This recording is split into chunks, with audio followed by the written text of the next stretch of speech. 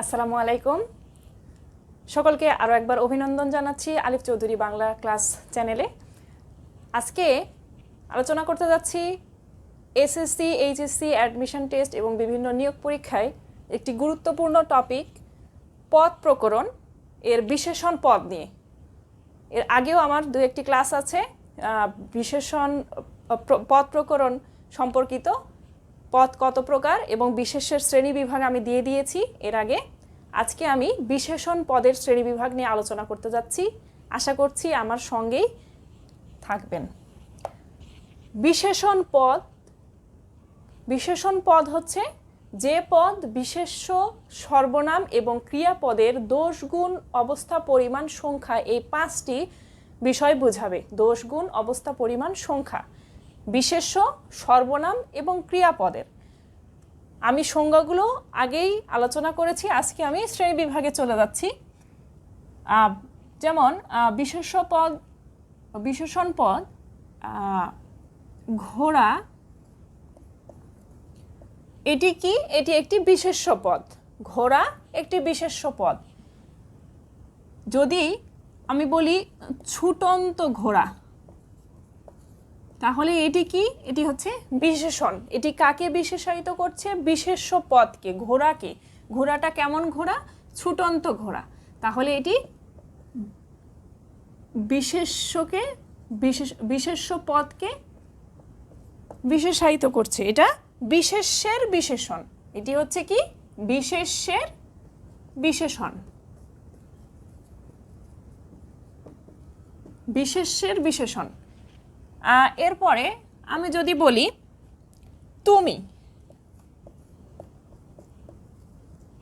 তুমি এটি কি? এটি হচ্ছে সর্বনাম। আমি, তুমি, সে, তারা, তোমরা এগুলো সর্বনাম। তাহলে এখন যদি বলি দয়াময় তুমি বা করুণাময় তুমি, করুণাময় তুমি, এই করুণাময় হচ্ছে বিশেষণ। করুণাময় বিশেষণ কার সামনে ব্যবহার হয়েছে? তুমির সামনে। তুমি হচ্ছে সর্বনাম, তাহলে এটি হচ্ছে সর্বনামের বিশেষণ। সর্বনামের বিশেষণ। এরপর কি বলেছি? বিশেষ্য, সর্বনাম এবং ক্রিয়াকে ক্রিয়ার সামনে বসে সেটি হচ্ছে বিশেষণ পদ। তাহলে এখন আমি লিখছি চলো বা চল, এটি একটি ক্রিয়াপদ। কিভাবে চলো বা কিভাবে চল? ধীরে বা আস্তে, ধীরে চলো বা আস্তে চলো, এটি কি হবে? এটি হবে বিশেষণ। কার সামনে ব্যবহার হয়েছে? ক্রিয়ার সামনে। তাহলে এটি ক্রিয়ার বিশেষণ বা ক্রিয়া বিশেষণ।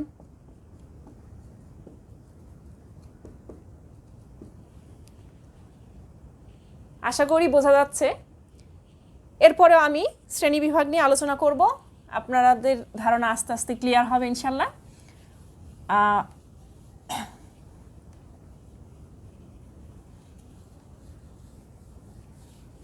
বিশেষণ পদকে দুই শ্রেণীতে বিভক্ত করা যায়। বিশেষণ পদকে দুই শ্রেণীতে বিভক্ত করা যায়। প্রথমত একটি হচ্ছে নাম বিশেষণ আর একটি হচ্ছে ভাব বিশেষণ।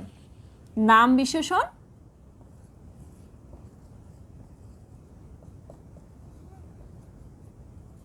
আরেকটি ভাব বিশেষণ। ভাব বিশেষণ। তো প্রথমত আমি নাম বিশেষণ নিয়ে আলোচনা করতে যাচ্ছি। নাম বিশেষণ আবার 10 প্রকার। একটি হচ্ছে নাম বিশেষণের প্রথমটি হচ্ছে রূপবাচক বিশেষণ। রূপবাচক বিশেষণ। রূপবাচক বিশেষণ। আমি বারবার বিশেষণ লিখছি না, রূপবাচক।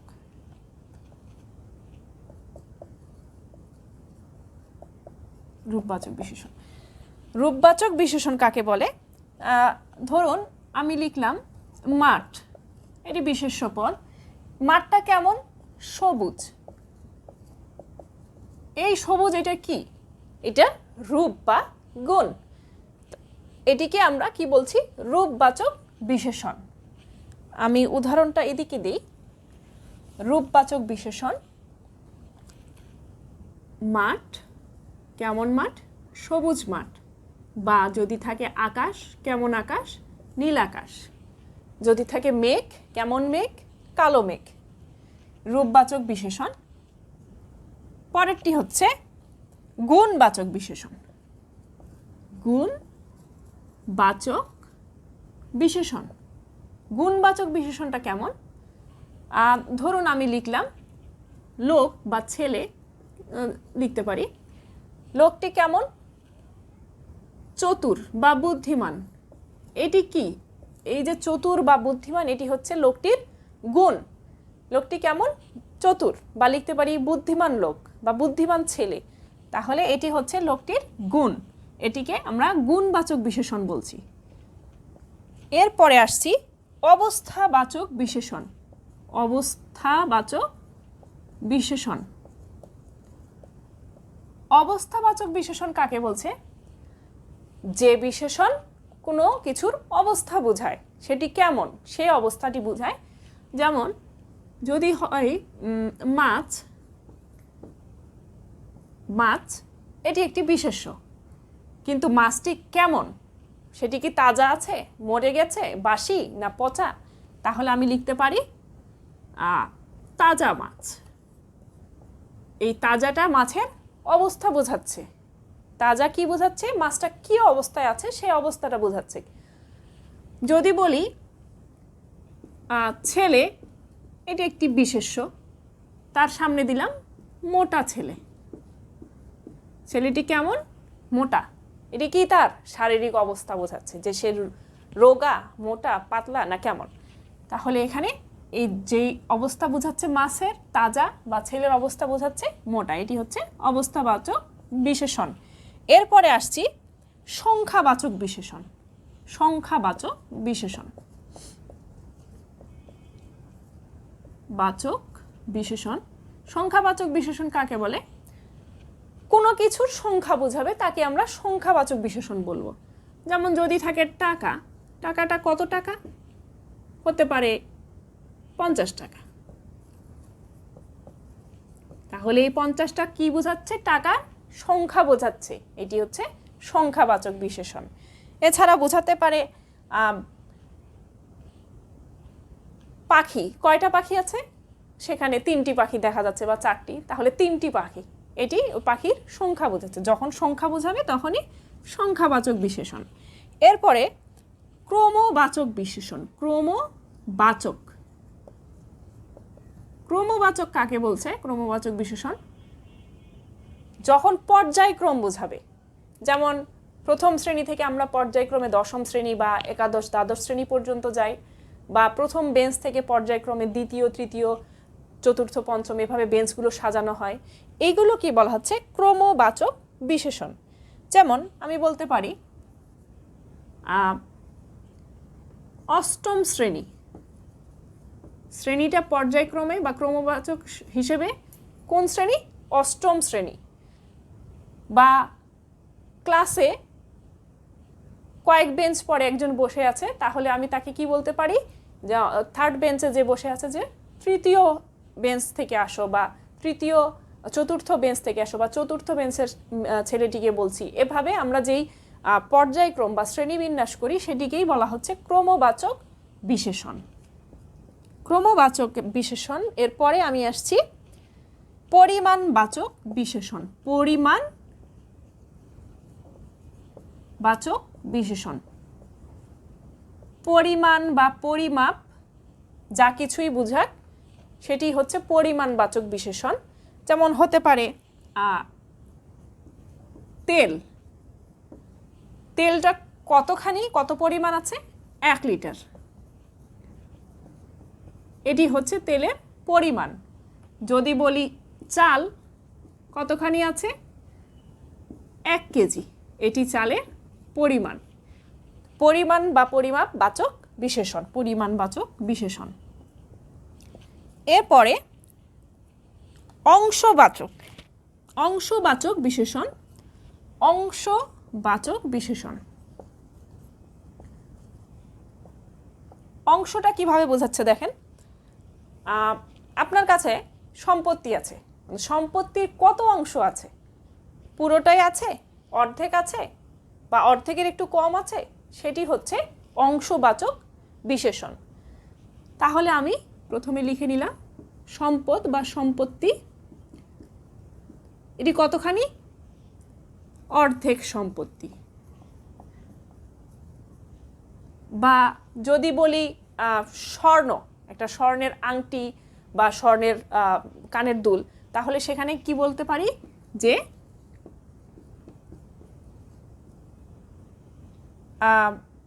আংটিতে কতখানি স্বর্ণ আছে? বলতে পারি 1 আনা বা 2 আনা, এই টাইপের। বা বলতে পারি 8 আনা। এভাবে আমি সম্পত্তি বা কোনো কিছুর কিছু অংশ বোঝালে সেটাকে আমরা কি বলবো? অংশ বা অংশবাচক বিশেষণ।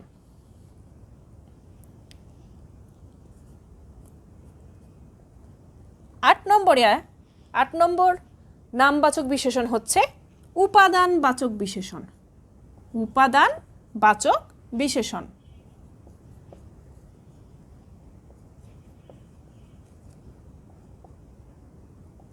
উপাদানবাচক বিশেষণ কোনো কিছুর উপাদান বোঝাবে, কোনো বিশেষের উপাদান বোঝাবে, তাকে আমরা কি বলছি? উপাদানবাচক বিশেষণ। যেমন যদি থাকে মূর্তি, এই মূর্তিটি হচ্ছে বিশেষ্য। মূর্তিটি কেমন? মূর্তিটি হতে পারে পাথরের, মূর্তিটি হতে পারে কাঠের, তাহলে এটি বা মোমের। তাহলে আমি যদি লিখি মূর্তিটি কেমন? কাঠের মূর্তি। এই কাঠটি কি হচ্ছে? এই কাঠটি হচ্ছে মূর্তিটির, বা এই কাঠটি কি দিয়ে, মূর্তিটি কি দিয়ে তৈরি? কোন উপাদান দিয়ে? কাঠ দিয়ে। এটিকে আমরা উপাদানবাচক বিশেষণ বলছি। বা চুড়ি বা বালা, হ্যাঁ, এই চুড়িটি কি দিয়ে তৈরি? হাতের চুড়ি বা বালা, এটি কি দিয়ে তৈরি? স্বর্ণ। তাহলে এই স্বর্ণ বা সোনা, এটি কি হচ্ছে? এটি এর উপাদান। এরকম। পরেরটি প্রশ্নবাচক বিশেষণ। প্রশ্নবাচক বিশেষণ। 9 নম্বর প্রশ্নবাচক বিশেষণ। প্রশ্নবাচক বিশেষণটা কেমন? যেমন পথ, এই পথটা যে আমাদের হেঁটে যেতে হবে একটা পথ দিয়ে, কত দূর পথ? এই কত দূরই হচ্ছে প্রশ্নবাচক বিশেষণ। কত দূর বা কতটা পথ। একটা মেয়ে, এই মেয়ে হচ্ছে বিশেষ্য। এর সামনে যদি আমি বলি কোন মেয়ে, তাহলে এটি হচ্ছে প্রশ্নবাচক। কোন মেয়ে? প্রশ্নবাচক। বা অবস্থা যদি থাকে, তাহলে কেমন অবস্থা? এটিও প্রশ্নবাচক বিশেষ্য। এবং সর্বশেষ যে নামবাচক বিশেষণ, সেটি হচ্ছে নির্দিষ্টতা জ্ঞাপক বিশেষণ। নির্দিষ্টতা জ্ঞাপক বিশেষণ কি করে? নির্দিষ্ট করে দেয়। এই বিশেষণটির কাজ হচ্ছে কোনো বিশেষ্যকে নির্দিষ্ট করে দেয়। যেমন ছেলে, আমি বলতে পারি সেই ছেলে বা ওই ছেলে, তাহলে সেটা কি হয়ে যায়?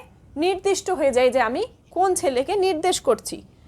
বা লোক, কোন লোক? ওই লোক। তাহলে কি এখানে কোনো কিছু নির্দিষ্ট করে যে বিশেষণ বলে দেয়, সেই বিশেষণকে কি বলা হবে? নির্দিষ্টতা জ্ঞাপক বিশেষণ। নির্দিষ্টতা জ্ঞাপক বিশেষণ। এই গেল 10টি নামবাচক বিশেষণ। এরপর আমাদের রয়ে গেছে ভাববাচক বিশেষণ। আমরা এখন কি নিয়ে আলোচনা করব? ভাববাচক বিশেষণ নিয়ে। নামবাচক বিশেষণ 10 প্রকার, আর ভাববাচক বিশেষণকে 4 ভাগে বিভক্ত করা যায়।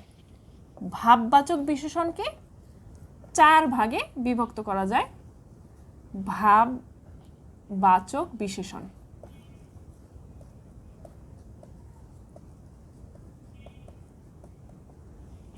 ভাববাচক বিশেষণের 4 প্রকার কি কি একটু দেখি। প্রথম হচ্ছে ক্রিয়া বিশেষণ। ক্রিয়া বিশেষণ, ভাববাচক বিশেষণের প্রথমটি হচ্ছে ক্রিয়া বিশেষণ। আমরা উদাহরণ দিচ্ছি, যেমন ধরুন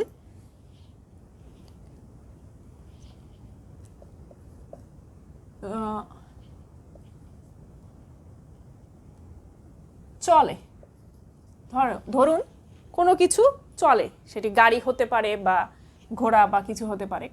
কেমন করে চলে? দ্রুত চলে। তাহলে এই দ্রুত, এই চলে এটা কি? এটিও একটি ক্রিয়া। চলে এটিও একটি ক্রিয়া। চলের সামনে বসে দ্রুত, কি বসছে? দ্রুত। এটি হচ্ছে ক্রিয়াকে বিশেষায়িত করছে। কেমনভাবে চলছে? দ্রুত চলছে। কেমনভাবে চলছে? ধীরে চলছে।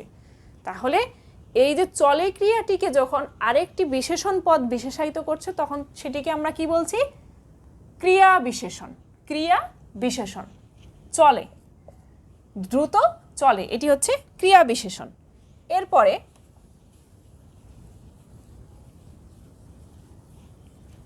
পরেরটি হচ্ছে বিশেষণীয় বিশেষণ। বিশেষণীয় বিশেষণ। বিশেষণীয় বিশেষণ। এর আগের উদাহরণটাতে আমরা কি দেখলাম? ক্রিয়াকে বিশেষায়িত করছে যে বিশেষণ, সেটি হচ্ছে ক্রিয়া বিশেষণ। আর এটি কি করবে? বিশেষণকে বিশেষায়িত করবে, একটি বিশেষণ পদকে বিশেষায়িত করবে। যেমন ধরুন আমি বলতে পারি ভালো ছেলে। ভালো ছেলে, এখানে কিন্তু বিশেষণ আছে, ছেলে বিশেষ্য, এটি হচ্ছে বিশেষণ। এখন এর সামনে যদি অনেক বা খুব লাগিয়ে দিই, তাহলে এই খুবটা কি হবে? আমার তো বিশেষণ আছেই, ভালো। ছেলেটি কেমন? ভালো ছেলে, এটি তো একটা বিশেষণ। তাহলে এইটি কি হবে? এটি হবে বিশেষণীয় বিশেষণ। অর্থাৎ এই বিশেষণকেও আরও বেশি স্পষ্ট বা নির্দিষ্ট করছে যে খুব ভালো ছেলে বা অনেক ভালো ছেলে। এটিকে আমরা কি বলছি? বিশেষণীয় বিশেষণ। অর্থাৎ বিশেষণ আছে, তার পূর্বেও আবার বিশেষণ বসলে সেটিকে আমরা কি বলছি? বিশেষণীয় বিশেষণ। পরবর্তী অর্থাৎ 3 নম্বর ভাব বিশেষণ যেটি, সেটি হচ্ছে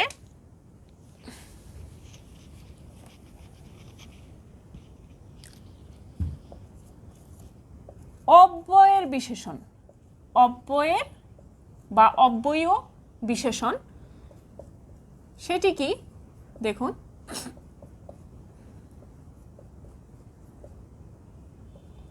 অব্যয়ের বিশেষণটা এরকম যে শন শনে বায়ু বয়। শন শনে বায়ু বয়। তাহলে এই শন শনে এটি হচ্ছে অব্যয়। শন শনে বায়ু বয়, বায়ু অর্থাৎ বাতাস প্রবাহিত হচ্ছে শন শনে। তাহলে যদি বলি দ্রুত বা খুব শন শনে বায়ু বয়, অনেক শন শনে বায়ু বয়, তাহলে সেটি কি হবে? অব্যয়ের বিশেষণ। অব্যয়ের বিশেষণ। বা যদি বলি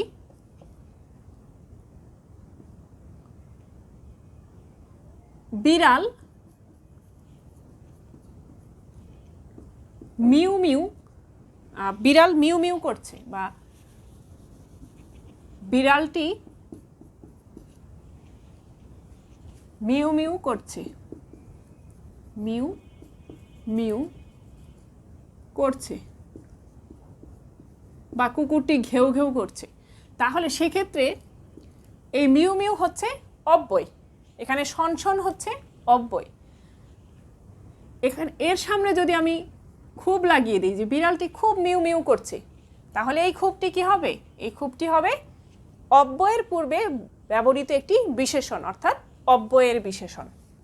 অব্যয়ের পূর্বে যে বিশেষণ ব্যবহৃত হয় তাকে আমরা কি বলি? অব্যয়ের বিশেষণ। আরেকটি যেটি ভাববাচক বিশেষণ থেকে যায়, আমাদের ভাববাচক বিশেষণ কয় প্রকার? 4 প্রকার। ভাববাচক বিশেষণ 4 প্রকার। একটি ক্রিয়া বিশেষণ, একটি বিশেষণীয় বিশেষণ, আর একটি অব্যয়ের বিশেষণ। আর 4 প্রকার অর্থাৎ শেষ যেটি থেকে যায় সেটি হচ্ছে বাক্যের বিশেষণ। পুরো বাক্যকেই বিশেষায়িত করে, সেটি হচ্ছে বাক্যের বিশেষণ। কোনো একটি নির্দিষ্ট পদকে না, পুরো বাক্যকে যখন বিশেষায়িত করবে তখন সেটিকে আমরা কি বলবো? বাক্যের বিশেষণ। যেমন হতে পারে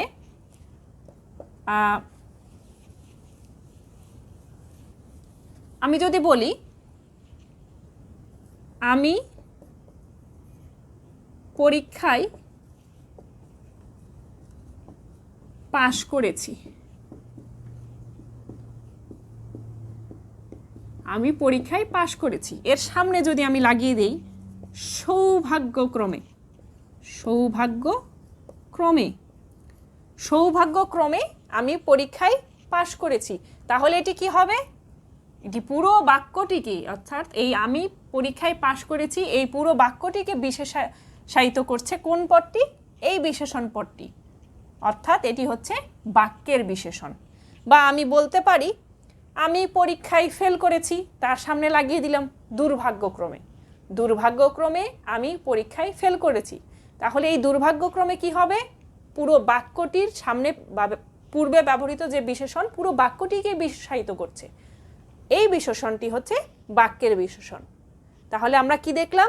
ভাব বিশেষণের 4 প্রকার দেখলাম এবং নাম বিশেষণের 10 প্রকার দেখলাম। এর পরবর্তী ক্লাসে আমি সর্বনাম পদের শ্রেণীবিভাগ নিয়ে আলোচনা করব, আপনারা অবশ্যই দেখবেন। আজকে এ পর্যন্তই। আল্লাহ হাফেজ।